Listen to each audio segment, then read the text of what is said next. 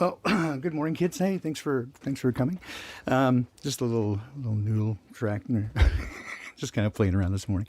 I almost opened. I was going to open the camera up so you could see the fingers going. And when I did that, I had just a moment when I looked up at the screen that I could. I was showing my bits. I was like, I don't think they're ready for that. Woo!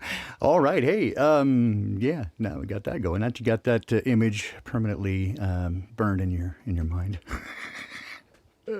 Now for something completely different. Welcome everyone, and thanks again for joining me this morning for Ancient Wisdom for a Modern World. Just gonna go through some stuff from the book of Proverbs today. And again, Proverbs is attributed to Solomon, which is the son of King David. And as the story goes, when he was but a lad, the Lord appeared to him in a dream and asked him what he would like. If he could ask for anything, what would it be? And rather than ask for money or fame or women or a long life or power, he instead asked for wisdom. And it had been taught to him by his father, and apparently the Lord was so pleased he gave him not only great wisdom, but all the other things as well. So it's again a good story, certainly, and something that I repeated when I was but a lad. I thought it impressed upon me the same thing, and I found wisdom and knowledge, anyway, to be certainly something that I aspired to throughout my life. Have I reached it? I don't know. I'll let somebody else judge that, but I certainly chase after it. Again, thanks to everybody, Joe, Ray, longtime friend of mine, songwriting partners here, and hope to get with him soon and start maybe playing some music. I got some recording software, some real professional recording software, Steinberg's Nuendo version 10. So we'll be plugging that in soon and see what we can come up with that. Hi, Sue Finelli, one of my favorite kids here, as always, Red Pill Paul. We got, let's see, Janet and... Oh, hey, Zach, Good Times for All is here. So, again, welcome to everybody. And I thought I saw Dawn, informally hip, up there somewhere. So, again, we'll just kind of jump right in this morning. I don't have a lot of extra today. Just wanted to kind of jump into this. So we'll kick off with chapter 19, since the day is the 19th. Again, there's 31 chapters in the book of Proverbs. And if you do one per day on the day that is given, then you get you get a perfect reading. So we'll go on to that. So Proverbs 19, I'll read from the New International Version today. Better are the poor whose walk is blameless than a fool whose lips are perverse. Desire without knowledge is not good. How much more will hasty feet miss the way? A person's own folly leads to their ruin, yet their heart rages against the Lord. Wealth attracts many friends, but even the closest friend of the poor person deserts them. Boy, do I know that for sure. A false witness will not go unpunished, and whoever pours out lies will not go free. I think it's good to combine that with another text that says, "Vengeance is mine, saith the Lord," and also, "Be angry, but sin not." Combining to let you know that there is righteous indignation, and that anger really is a powerful motivation to correct injustice. Sometimes those injustices are petty and slight, and people want to take umbrage against those who they think diss them in some way, or don't give them the respect that they believe they deserve. But sometimes it is righteous, like when we see what happens to children in this world.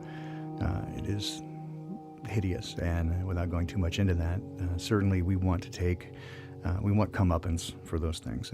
But we do know that Dad says he's got that covered. So I think here the reference is ultimately those who do evil will get what they deserve. Picking up again at verse 6, many curry favor with a ruler, and everyone is the friend of one who gives gifts. Again, not to interject too much, but I think you can see how and why I found truth and wisdom in these chapters, right around the middle of the Bible, if you just flip it open. because it's good guidance. It gives you a great insight into mankind and how they behave. Thus the title, Ancient Wisdom for a Modern World.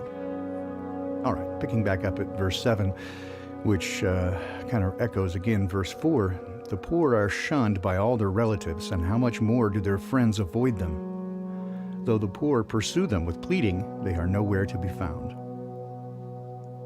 The one who gets wisdom loves life. The one who cherishes understanding will soon prosper. A false witness will not go unpunished, and whoever pours out lies will perish. It is not fitting for a fool to live in luxury. How much worse for a slave to rule over princes? A person's wisdom yields patience, and it is to one's glory to overlook an offense. Again, an interjection here. I see, sadly, to my eyes, many of those involved in, especially the truth community, but in online communities as well. There is a lot of programming these days to consider an enemy anyone who doesn't share your same views. And it's especially harmful, I think, within the truth community when people call each other shills or whatever, just because they say one thing that they disagree with or don't like. Oh, they're keeping the truth of blah, blah, blah from you. Even though everything else they say might have value. Certainly, and I've said it before, that traps don't work without some bait in it. So even the real controlled opposition do put out truth from time to time. They just make it either easy to debunk or to dismiss, or they just act crazy, right? They become a liability to the community. But it also becomes a liability when people take slights and offenses at one another. And I've seen several long-term battles of videos made about other truthers, right? About how they're shills and they're shilling for the man. Again, good discernment allows you to just pick up what you want and leave the rest. Eat the meat and throw away the bones. Ultimately, you're going to have to, if you want to know, you're going to have to vet the information yourself. Most of what you find within the truth community in terms of content should be verified. It's food for thought. It's stuff to think about. But I don't take anybody's word for anything. Not because I distrust them implicitly. There are some people that I do. I'm skeptical about. But it doesn't mean I won't listen to what they have to say, and it doesn't mean I won't look for information any place I can find it. I've long said most of the gold is found under piles of poop. And it doesn't devalue the gold, it just makes it, well, you need more determination to get it. All right, I'll stop pontificating. A person's wisdom yields patience. It is to one's glory to overlook an offense. A king's rage is like the roar of a lion, but his favor is like dew on the grass.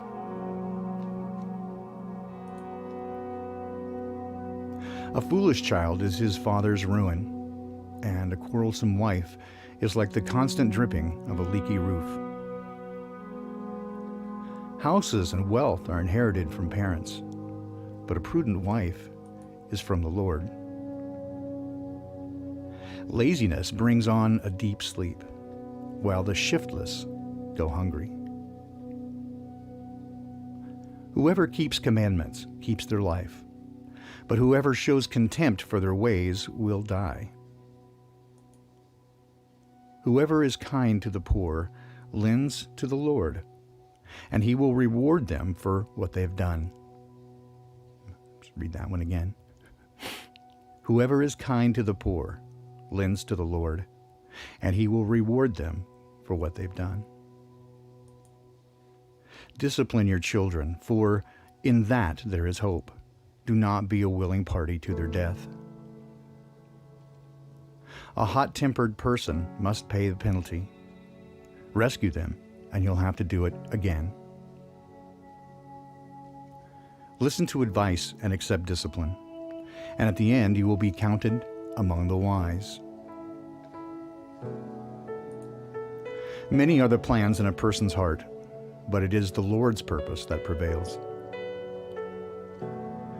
What a person desires is unfailing love. Better to be poor than a liar. just touch on that again. What a person desires is unfailing love. Better to be poor than a liar. It's one thing I've found to be true throughout my journeys here, is that the thing that people need more than anything is love and acceptance. People starve for it. And often the people who seem the worst, they're the biggest jerks, are the ones who need love the most. They're like a wounded dog. You know, dogs are amazing creatures, and they just kind of want to love, you know. And but some of them can become dangerous, and those are the ones who have been mistreated. They're fearful. Dogs usually aren't inherently bad. They just can become fearful, and they become dangerous when they're fearful. And the same, I think, is true with people. They become difficult to manage.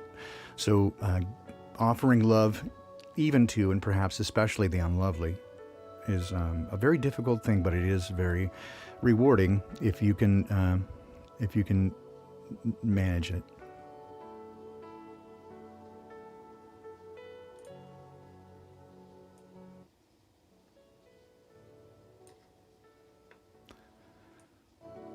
Sorry, just kind of trying to set the levels there a little bit better. All right, picking up at verse 24, this is Proverbs chapter 19. A sluggard buries his hand in the dish. He does not even have enough energy to bring it back to his mouth. Flog a mocker, and the simple will learn prudence. Rebuke the discerning, and they will gain knowledge. Whoever robs their father and mother drives out whoever robs their father and drives out their mother is a child who brings shame and disgrace. Stop listening to instruction, my son, and you will stray from the words of knowledge. A corrupt witness mocks at justice, and the mouth of the wicked gulps down evil. Penalties are prepared for mockers, and beatings for the backs of fools.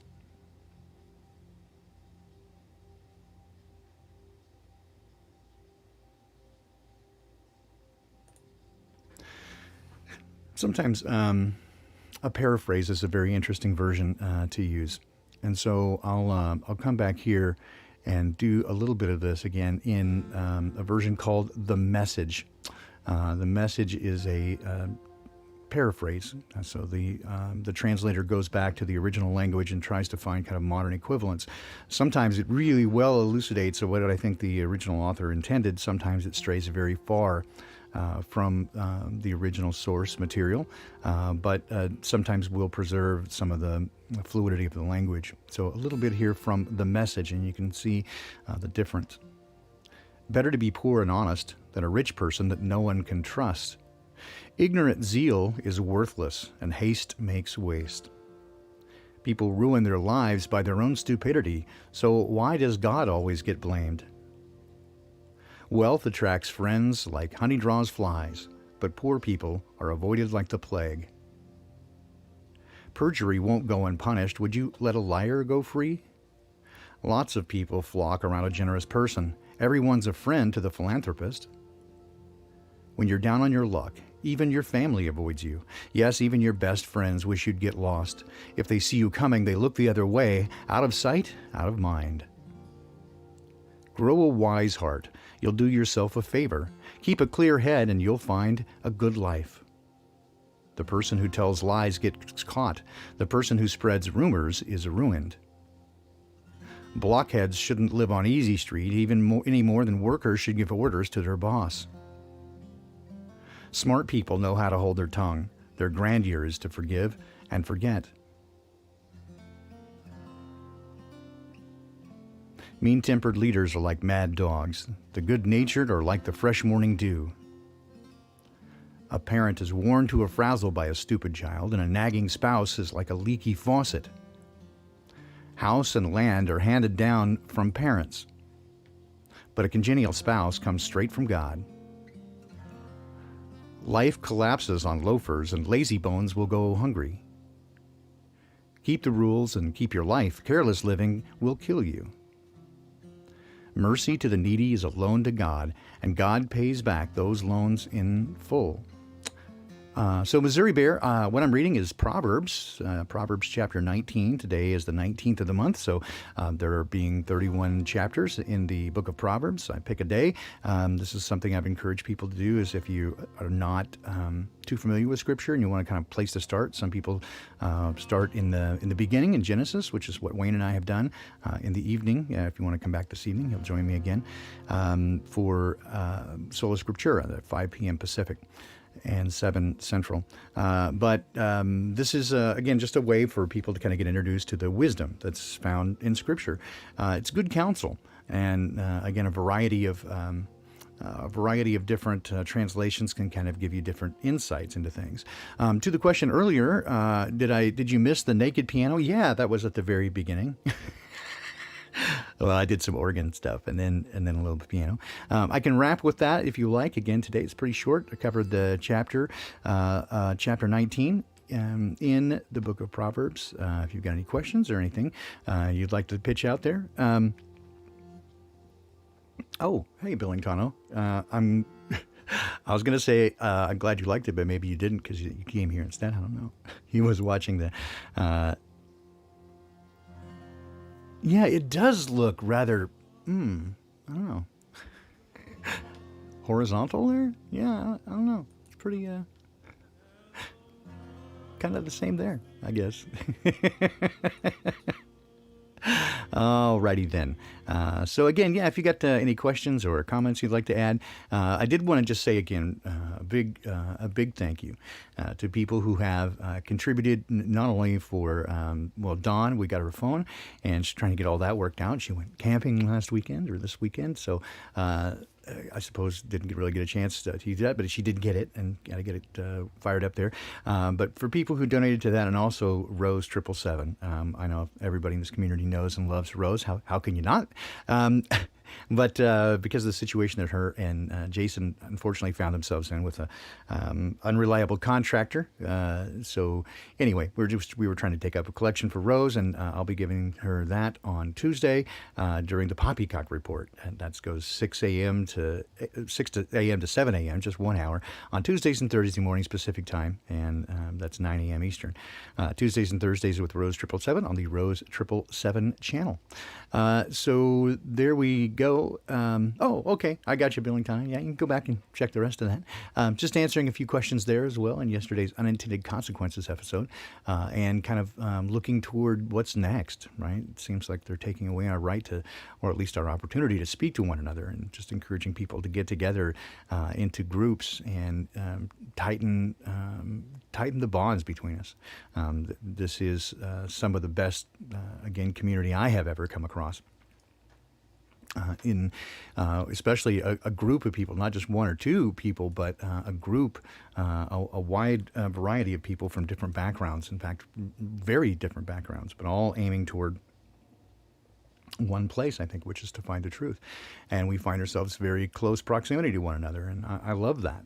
I don't think anybody's got it all worked out yet. I caution against following those who do claim that they have it all worked out, because I have often said that absolute certainty is the eminent domain of frauds and fools. Now, I think there are also some things we can probably be certain of to ourselves, at least, but I'm not going to, throw anything on anybody else and say, you must accept this as objective truth.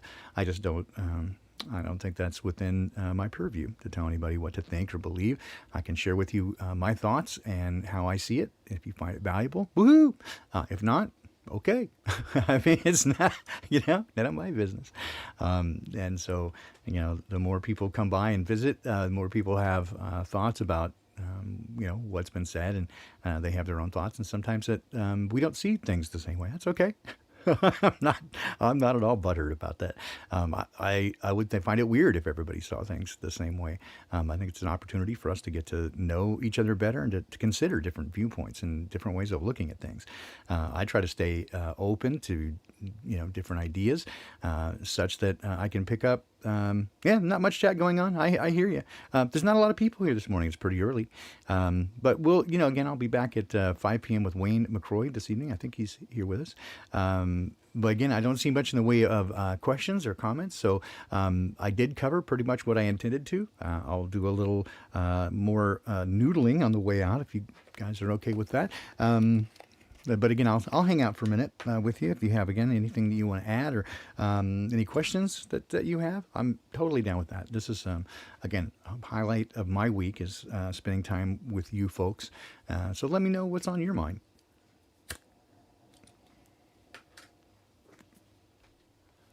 Yeah, I was just sort of waiting. That's okay. Now, so, yes, to answer that question, I did do a little naked music earlier. I set up the camera on the keyboard so you could see it playing. How did I meet Crow 777? Well, I had listened to him for a while, and I was impressed not only by some of the content, but his little tagline, "Belief is the enemy of knowing." And I had found for myself that many of my really epiphanal moments came from not only challenging, but really having to let go of previously held ideas to at least investigate new ideas. It didn't always pan out, but many times it did. So I had listened, and then I became a member because I wanted to catch that second hour. And at the time, I lived quite a ways away from work, so it was about an hour drive. And so I would listen to the first half of the show on the way in and the second half on the way back. And it gave me a lot to consider and many things to look at. And there was some things that, I didn't even think to question, right? Other things I had, but some things I never thought to question. I was kind of pissed at myself. So anyway, I contacted Crow because he mentioned something, and it had to do with alchemy, and I had been already doing some work in studying water, and the water is a very, very amazing and very interesting thing, and it does not comply or comport well to what many of our chemical ideas of what material sciences should be in terms of its physical properties. There are 42 plus different things about water just in the standard physics model that don't comply. Right, just like, for example, when you cool anything, so you got 3 states of matter, which is liquid, solid, and gas. And water, of course, would be ice, water, fluid water, and steam. And those are its 3 primary states. Now, there's a 4th state of water called EZ, or exclusion zone, which is another weird thing where it begins to organize itself. And that, you tip your nose on that one because self-organizing systems indicate life. So, in any case, but as you begin to cool a substance down, it begins to become, congeal and become more viscous until it becomes a solid. Well, what happens with water is that it's most dense actually above the freezing point, so it becomes somewhat less dense at freezing temperature, so it's such that, because if it didn't, it would become too heavy and sink to the bottom. Now, with the most density of water being at being at 3 degrees Celsius above, then that's the most dense, and so that stays on the very bottom. So it's very interesting, and that's just one of, again, 42. I think there's 42. It was 42 to 46, and some of them were kind of seemed like repeats. So I think I put the number at 42. This isn't just the standard model, right? Not even including that when you start getting into stuff, for example, that water contains memory, like the work of Dr. Emoto, or Imamoto, or anyway, putting impressions on and putting intention into water and then freezing it and seeing that intention held. So water seems to hold memory. And then we begin to look at salts and how salt becomes part of that, especially if you look at alchemy and the way that kind of goes together. But we can also demonstrate that the standard chemical model of it being 2 hydrogen atoms and 1 oxygen atom, thus H2O. We always joke around about being dihydrogen oxide, so bad for you.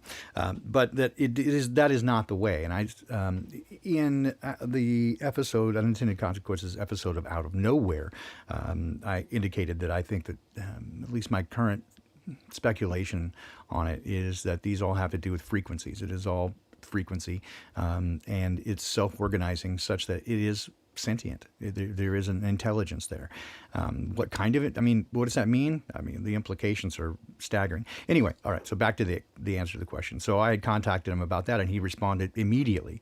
And then I kind of impressed, and then we started talking a little bit, and he said, "Oh, you should get to know Jason because being a musician and having a background related to the music industry." And so Jason and I started talking. We became good friends, and then time went by. I still am digging into the water thing. I'm still not done. I don't think there's any way I could put it into a 2-hour episode. I don't think I could put it in 10 hours to really cover everything. But I'm trying to put it into a nice presentation where you can kind of see what's going on. So, I mean, I struggled even just to do the little bit that I did with Out of Nowhere, right, to demonstrate that sort of stuff. It's very heady, and it really is like drinking from a fire hose. Anyway, so then Crow and Jason started talking a little bit more about this. I heard him talk a little bit about the surveillance state and that sort of stuff. And so I just contacted Jason and said, "Hey, I may be able to contribute to this. I've never spoken about it, but I had some background in which I dealt briefly with that community and dealing specifically on that topic." And so I was a guest on 154, I think, episode 154, and then right away again on 156, and then follow up on some Sunday episodes when they were on TFR. And then just kind of get, again, hanging out with him more. We're friends. And so we always enjoy the time we spend together. He's, of course, on the East Coast and has a different schedule. And so, and he's trying to get a whole bunch of different stuff, wide variety of things, right? So, but I usually hang out with Jason and Wayne McCroy on Wednesday nights in Secrets of Saturn, as much as they'll have me. So how's the tooth, Winston? Much better. Thank you. I've tried a few things that people have offered. Of course, I did get some antibiotics for the abscess, but it's much, much better now. I can't get in for a dental appointment again until the 29th, so I'm scheduled for 29th in the afternoon. We'll see how that goes. But in the interim, so much better. I was just freaking dying. It was really, really bad. Hey, Mariko. Yes, the fourth phase of water. That it is really, really interesting. There's a number of YouTube videos. If you're interested in water and you want to get some background on it, do say YouTube search for a guy named Victor Schauberger. I'll put in Schauberger, I think is his name. Take a look at his stuff. He was an Austrian forestry guy, and in the early 20th century, and he basically had a thing that said, observe nature and copy it. And so he got heavily into vortex, that sort of thing, and really fascinating stuff. So he learned a great deal about water, and then yeah, wouldn't it? We could just do like an AMA, Ask Me Anything, right? Call-in show. I mean, but with that many people, I mean, it's already hard, Jay. With when Wayne and I get together, we have a hard time letting each other talk because we both have a reputation for being loquacious, and probably me more than him. When I go, he just stops, and I'm like, no, come on, Wayne, tell me. Yeah, Victor Schauberger, really amazing, fascinating stuff. So, anyway, so that's kind of the background with Crow 777. And again, Rose and I have become, again, very close friends, as have Jason and I, but Rose and I do the Poppycock Report on Tuesday and Thursday mornings. We had started, she kind of wanted to start doing a show, but she, hadn't done anything like it before. And so I was encouraging her to do it. I was like, well, we'll do it together. And so we had a couple of talks we just did a couple of dry runs, and then kind of got started, and she has just taken off like a bird. She's awesome. So yeah, she has definitely got some spunk, that girl. Yeah. Anyway, and then I mentioned it before, but I'll say it again. Thanks to everybody who donated to Jason and Rose for their situation. I'm going to give that. I'm going to forward all that to her on Tuesday during the Poppycock Report. So hopefully she'll get a place that she can kind of hole up for a little while Jason takes care of the work that the contractor did not. Yes, that is right, Cammie. Rose is absolutely the best. Well, of course, next to you, and then we have Beth Martins is also very cool. And of course, all the usual suspects who are here. Aren't you jealous, Cammie? I'm just smoking right here inside. My wife hates it. I know. It's bad. I usually don't smoke inside, but when I'm doing this, I can't hit myself. Whoa. Yeah, she does have great energy. I know it. and Gravy Jesus, actually. Yes, that's what we call Jason. It's very amusing. Ye old Gravy Jesus. So, any more questions before I just, fade into playing a little more keyboards, and then we'll reconvene this evening. Oh, you're in the garage. Perfect. Okay, so you can smoke whatever you want. Just saying. But yeah, if you didn't get a chance, I would say if you haven't yet, I assume that probably you have. I shouldn't make assumptions, but definitely check out the Unintended Consequences episodes with Cammy. Even the Rocks Cry Out. We want to do that one first, and then well, you know what? I would even go back with my conversation if you really want to spend some time. Go back to my conversation with Red Fox.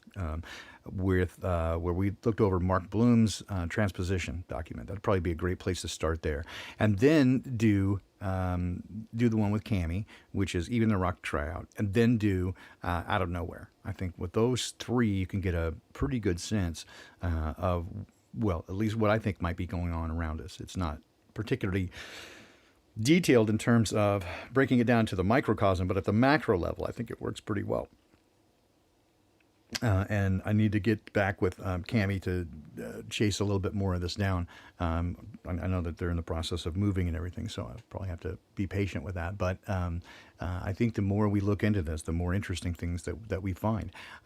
It's kind of a weird dichotomy, looking at it, saying, well, I have acquiesced to the idea that we will never know everything, right? Because the scientism that claims to know everything clearly doesn't, and they're lying about most of it, misrepresenting it, certainly.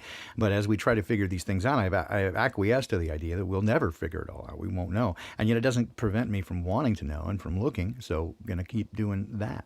I think, again, the more we know, the more, I don't know, for me, the more wonder I have about the world, and the more I'm able to be in it, but not of it.